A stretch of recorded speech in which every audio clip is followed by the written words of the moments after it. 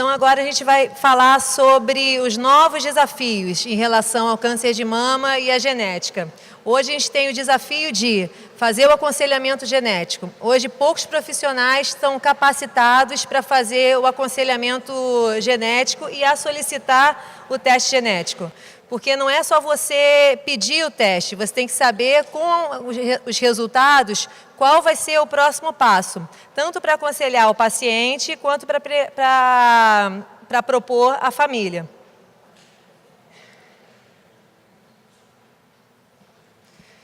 Então, o Gilberto já deve ter falado hoje de manhã, mas o câncer de mama, ou seja, é responsável por 25% de todos os tipos de câncer de mama feminino. E cerca de 60 mil casos novos são diagnosticados a cada ano. E quais são os principais fatores de risco para a Patrícia? Então, paciente, a idade.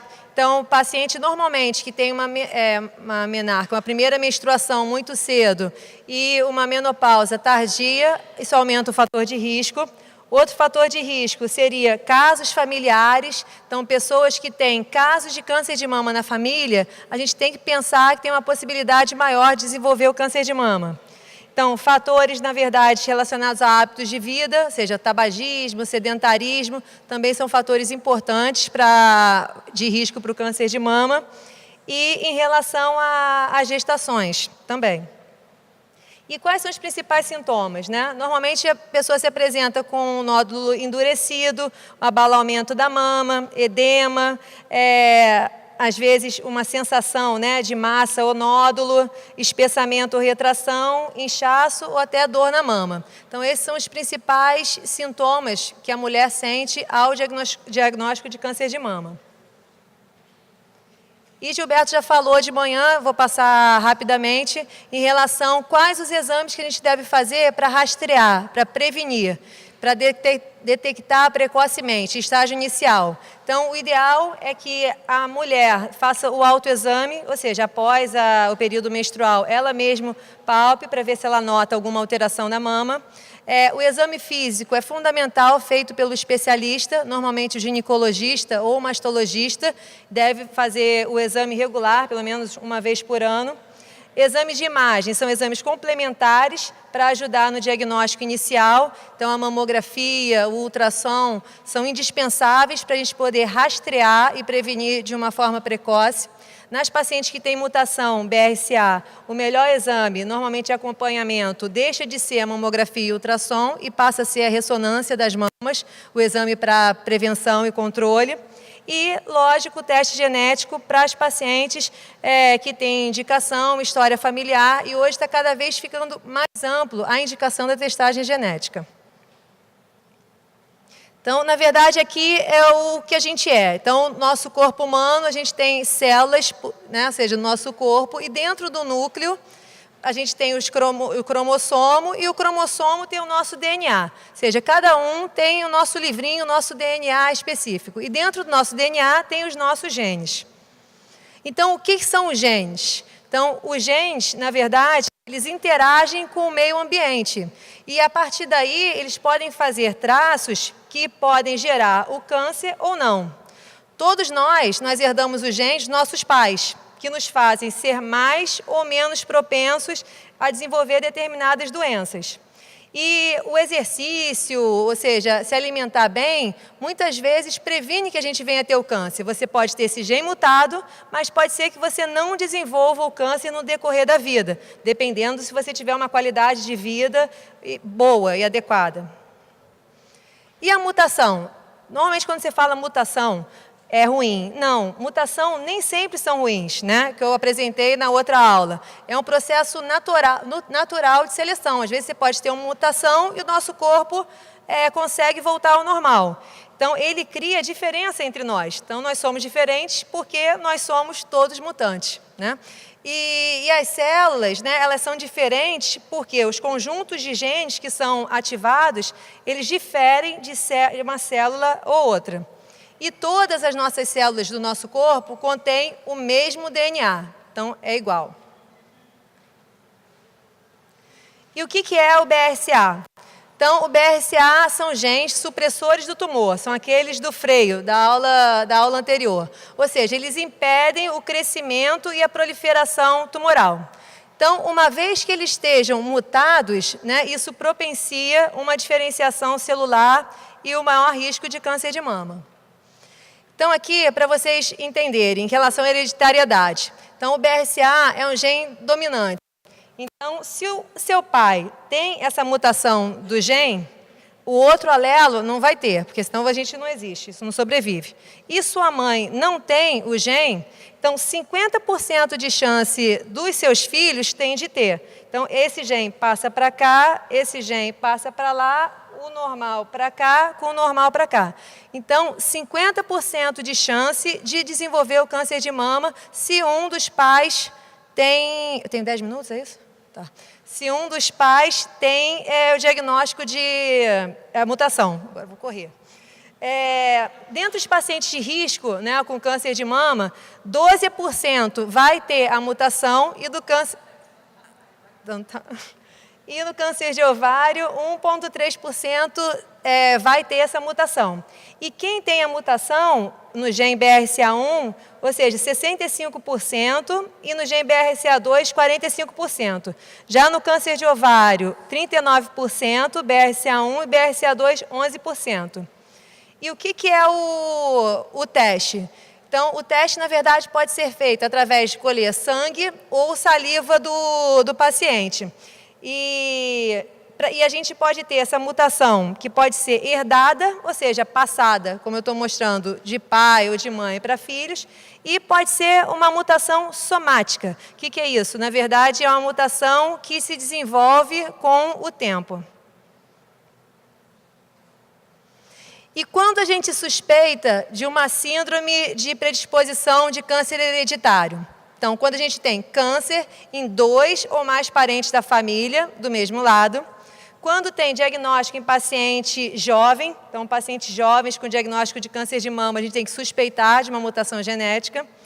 Tumores múltiplos primários. Às vezes tem paciente que tem primário de estômago, primário de ovário, primário de mama, então vários tumores primários. A gente tem que suspeitar. Câncer bilateral. Tem câncer de mama bilateral, é um fator de risco maior para mutação. Múltiplos cânceres raros, tem gente que tem câncer de tireoide associado com câncer no cérebro, então tumores raros também faz pensar em mutação, outras síndromes hereditárias.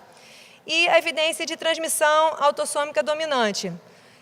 Outro fator que eu não botei aqui, ou seja, o judeu Ashkenazi, ele tem maior propensão de ter a mutação BRCA1 e BRCA2. Então, também é indicado fazer a testagem genética para quem tem antecedentes judeus Ashkenazi. E aí é a questão, ou seja, por que muitos, na verdade, não oferecem o teste ou não falam do teste genético? Porque, primeiro, você tem que identificar os pacientes.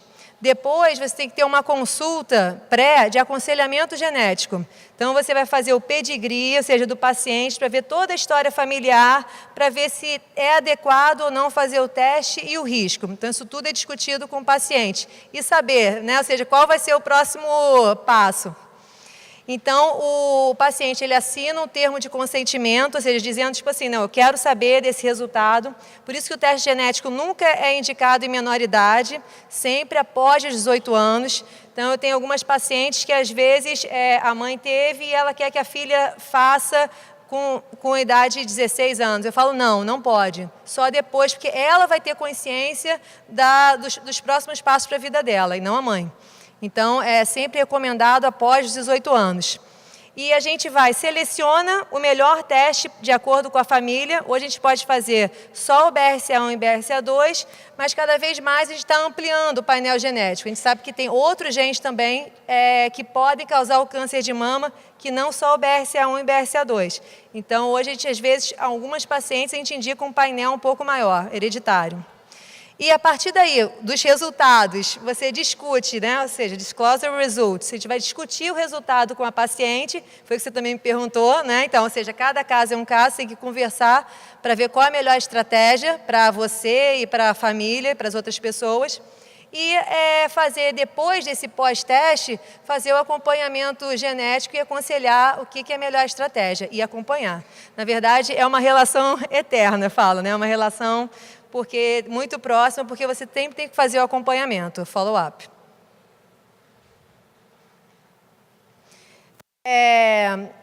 Eu botei aqui que toda mulher diagnosticada com câncer de mama e ovário deve realizar o teste genético.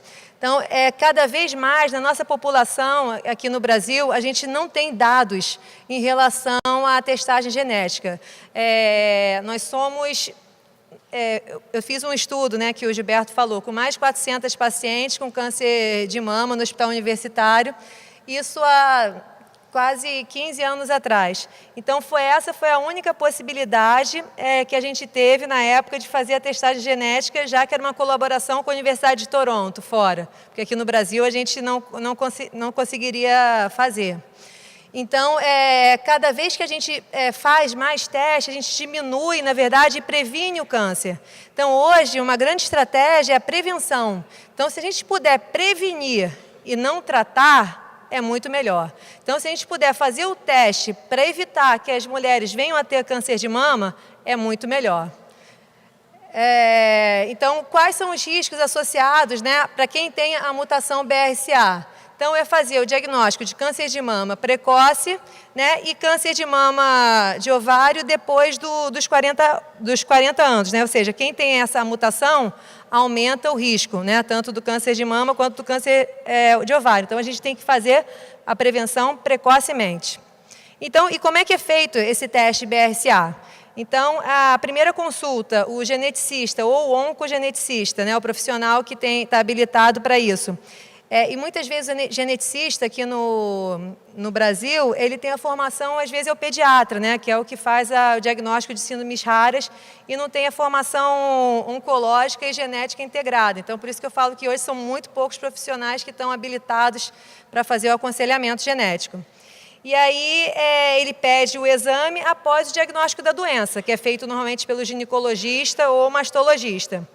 E faz o pedigree, né, ver todo o histórico familiar. Após isso é feito o exame, né, o teste BRCA, que pode ser feito tanto pelo sangue ou hoje em dia pela saliva, e você tem o resultado pós-teste, que aí vai ser discutido com o geneticista e volta para o oncologista para ver qual é a melhor estratégia de tratamento. Então, tendo uma história familiar de câncer, né? Hoje, na verdade, os guidelines internacionais nem recomendam mais fazer 3 gerações, só 2 gerações já é suficiente. Perguntar sobre os indivíduos da família que têm o câncer, e um fator importante é a idade do diagnóstico de câncer. Então, quanto mais jovem diagnóstico de câncer na família, mais se deve pensar em mutação genética e em realizar o teste genético. Paciente que tem lesões precursoras, né, ou seja, tem histórico na família de fibroadenoma, de lesões carcinoma in situ, câncer de mama bilateral, às vezes algumas malformações congênitas que o médico examina, que a gente sabe que pode ter um risco maior de câncer hereditário, também deve ser feito o aconselhamento genético. Em relação à etnia e raça, foi o que eu falei anteriormente, os judeus askenazes têm uma chance maior de ter essa mutação. E qual é a importância da realização do teste BRCA? Então, no aconselhamento genético, é possível entender risco e benefício de fazer o teste. As limitações do teste BRCA, que às vezes não é só esse, às vezes a gente faz esse teste, a gente tem que pedir um outro painel um pouco mais amplo, de outros genes que estão relacionados ao câncer de mama também.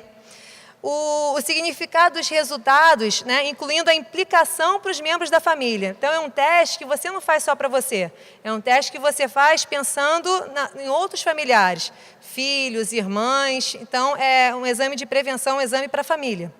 E as ações para prevenção e redução do risco, que pode ser tomada quando o teste BRCA é positivo, que foi para você que perguntou se deveria fazer ou não a mastectomia. Então, depende do resultado do teste para essa orientação. Então, o profissional especializado, ele vai coletar todas essas informações, né, e avaliar o histórico familiar, termo de consentimento, e existindo a mutação, vai ser feito e indicado aconselhamento genético para todos os membros da família.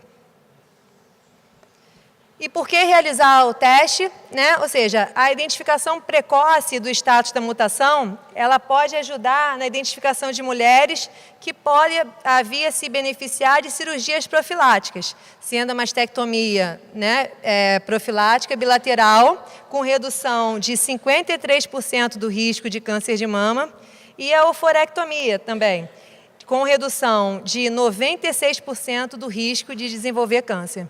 Então, é uma estratégia extremamente preventiva, pensando à frente em diminuição de risco de ter o câncer de mama. Opa!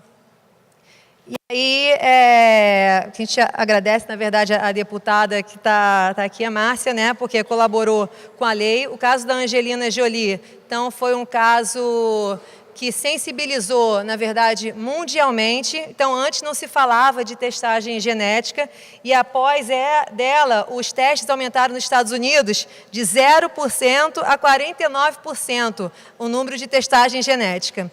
Então, a gente tem que agradecer porque realmente ela botou a cara, ela mostrou que ela tinha uma história familiar e que ela realmente queria se prevenir de ter o câncer. Então, através da mastectomia, né, bilateral profilática e depois da oforectomia. Então, nós, né, mulheres, temos que agradecer a mulheres assim, e como a doutora Márcia também, que fazem diferença e que querem fazer diferença.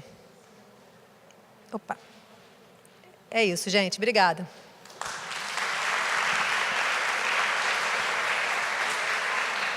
Aprenderam um pouquinho? Eu aprendi um monte. Porque eu sou paciente de altíssimo risco, ainda não fiz o meu aconselhamento genético, mas está lá enfim, está lá na pauta para poder fazer. E é um assunto que realmente a gente precisa trazer à tona, conversar, debater, entender, né, o que acontece, né, que genética é essa que faz as pessoas terem um pouco mais de propensão ou não. A gente vai abrir para perguntas, eu vou fazer 2 perguntinhas agora para a doutora Magda, depois a gente vai convidar a deputada estadual Márcia Giovani para fazer parte aqui do nosso debate. Então, eu vou selecionar quem tem pergunta para a doutora Magda sobre testagem genética. Alguém tem pergunta? Só um minutinho. Aqui e depois ali, ó, aquela senhorinha ali. Eu acho que eu já sei a resposta. Mas, assim, graças a Deus eu tenho plano de saúde, mas, assim, é inviável, né? Por enquanto, o sistema público ele já disponibiliza esse teste? Possibilidade 0 por enquanto? Como é que está isso? Como que a senhora vê isso? Então, infelizmente, a gente tem alguns hospitais que têm até o equipamento para fazer, mas não tem o insumo, que é caro, na verdade, para você. Então, hoje, infelizmente, aqui no Rio, a gente não tem nenhum lugar disponível pelo SUS para fazer, a não ser o INCA, né? Alguns casos selecionados, né? E no caso... Desculpa. Peraí. Traga ele para ele, por favor. Não estavam nem fazendo e tem gente esperando o teste que foi colhido há mais de ano e não tem resultado. Era isso que eu ia perguntar. O complemento da pergunta. Quanto tempo... aproximadamente demora para liberar o resultado e se algum plano de saúde já cobre esse tipo de exame? Se vocês souberem, né, obviamente. Então, hoje, na verdade, os pacientes que eu faço aconselhamento genético na clínica privada, eles têm que pagar o exame. Alguns convênios, na verdade, eles reembolsam, mas é praticamente por reembolso ou pago. Mas, a princípio, a ANS não está aqui, né? Mas deveria, na verdade, já, porque hoje na ANS os convênios já deveriam estar pagando. Acontece que, para solicitar o exame, você tem que ser um profissional que seja treinado para ser oncogeneticista, ou seja, tem que fazer o aconselhamento genético. Às vezes o oncologista, o mastologista, o seguro não vai liberar para fazer o pedido do exame. Então, o teste pode ser feito aqui, mas normalmente é feito no exterior. Então, às vezes demora cerca de, às vezes, 15 dias, 30 dias, depende. Aqui?